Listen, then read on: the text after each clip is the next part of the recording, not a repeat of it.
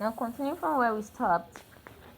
Where that appears as noun are stressed on the first syllable, while where that appears as verb appears as stressed on the second syllable. Now we move to the read practice. Number 1A. Dad received a present from his friend. Dad received a present from his friend. So I stress my first syllable to show that this is a noun. Present, present. Now 1B. Our class teacher will present Tolu a gift tomorrow. Our class teacher will present Tolu a gift tomorrow. So I stress my second syllable to show that this is actually a verb, not a noun.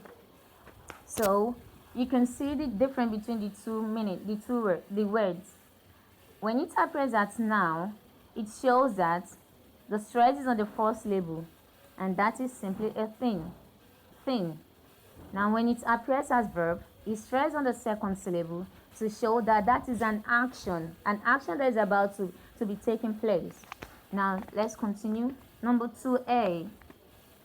You record the student's scores. You record the student's scores. So the stress is on the second syllable. This is a verb. Aina has the audio record. Aina has the audio record. This is a noun.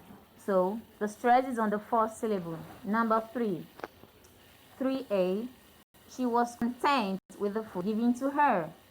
She was content with the food given to her. The stress is on the second syllable to show that it's a satisfaction. To show that the meaning of content here is a satisfaction of something. Now, number 3B. He was asked the number of contents in the basket. He was asked the number of contents in the basket. So the stress is on the first syllable to show that it's a noun. To know the item, the quantity of something. Now, I want us to read the sentence read together again. Are you with me? Okay, now let's read together. 1A. Dad received a present from his friends. B. A class teacher will present Tolu a gift tomorrow. 2A. He records the student's scores. B.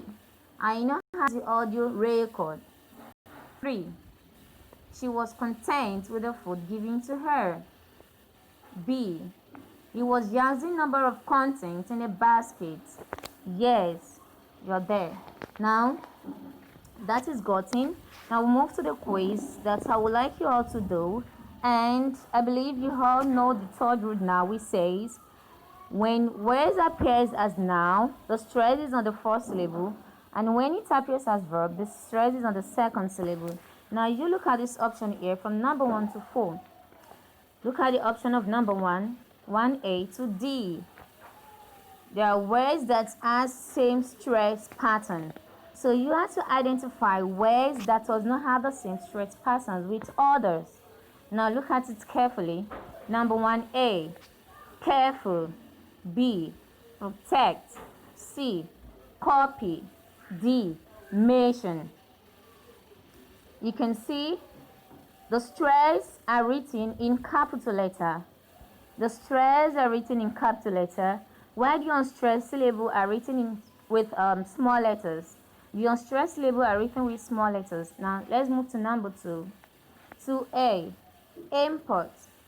B, contact. C, challenge. D, upset. Upset. Number 3, A, contest. B, object.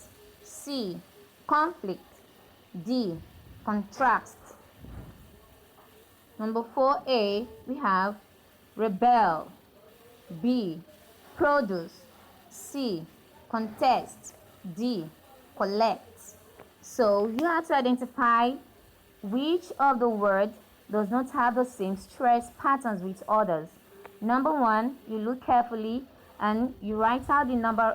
You write out the option that does not have the same stress patterns with others. Now, mind you, words that have stress are written with capital letter, and words The syllable that are unstressed are written with capital letter. So, see you, bye, meet you in the next class. Have a nice day.